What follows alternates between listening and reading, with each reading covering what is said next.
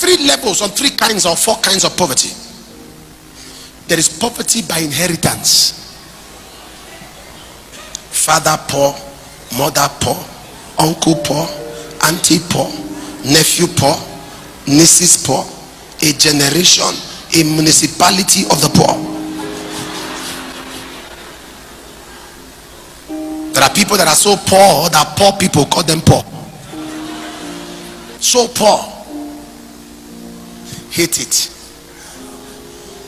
Some years ago, somewhat, a young man, as walking out of church to the glory of God, a young man came and knelt down and said, I want to be your son. I said, what do you do? He said, I'm a pastor. I said, no. Pastors are terrible to father. You father a businessman, you father a politician, but pastor, he knows what you know. Sometimes you talk to him, he already knows what you want to say. So it takes a person who totally is yielding and submissive to be mentored. So they say he's a pastor. I said, no. And the Lord said, accept him.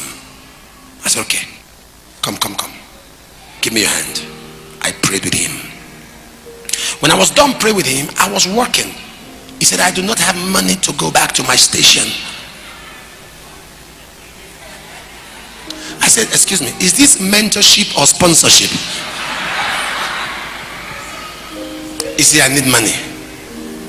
I gave him. I was going. He said, sir, one more thing. They said there is a pastor's conference. There's a conference coming up. I said, yes. He said, that means we'll come, we'll register, we'll book the hotel. I don't have money for that one. Give me. The Lord said, give him. I told myself, now I'm in trouble. I gave him. I left. When the conference began, I was outside. I saw people coming out from their vehicles. I spotted him. You know, you always recognize people who ask you for money. No, you know them. So I spotted him. I turned and I was talking to people. And I felt somebody touch me from behind. Now, I was worried how the protocol allowed him. You know what he did? He was coming from behind like that, and the protocol were coming close, and he told them,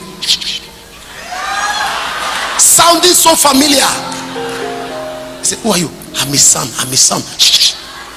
And the clowns that call themselves protocol, all of them stepped back.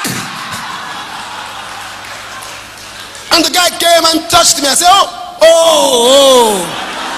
He said, Papa, I know you saw me and you turned. I said, welcome. So you can go for the conference. He said, the truth is, I need money.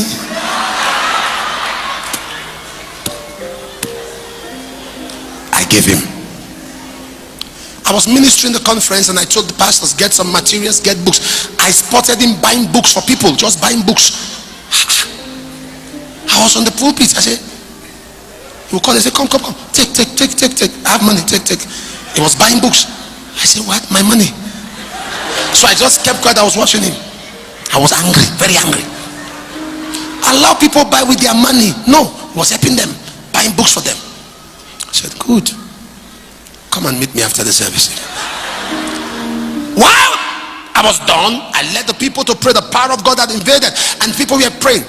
I sneaked. I was entering my car. I saw him. I said, why are you here? Money. I said, see, let me. The Lord said, shh, give him.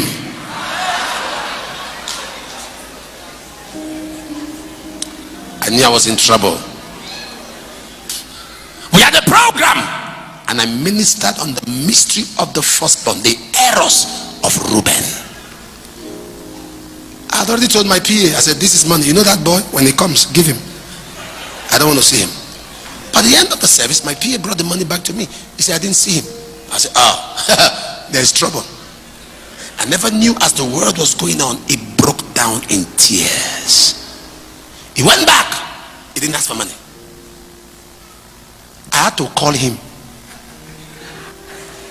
How did you go back? He was quiet. He said, I'm not at my station. I went to a mountain to pray. He said, everything you preached my life. I'm the firstborn. Poverty in the lineage. And he said quite a lot. And began to pray. Because normally, this guy would send me SMS. It got to a point when I see his call, he said, Daddy, good morning, sir. I will reply, how much? Because I know what he wanted. But this time around, I saw his call about a week after that program. He was calling me back to back. I didn't pick up the phone because I was saying, this guy wants money again. He sent a message. He said, Dad, pick up your phone. My level has changed. I said, okay. Something. So I called him. I said, yes. What is it? He said, I gave a prophecy to someone on the island of Lagos. Lagos has mainlands and islands. He said, I gave a prophecy to somebody in Lagos about the fruit of the womb. And we were barren for over 12 years. The woman took in, the baby just came. And the husband called me to name the baby. I did. And they gave me 4 checks. What was in the check was so heavy, they split it into 4 leaves. He says, I waited, the accounts are heavy. And he thought it was 200 million naira in our currency. $500,000. About $500,000. Thereabout. And he said, my story has changed. And I said, my son.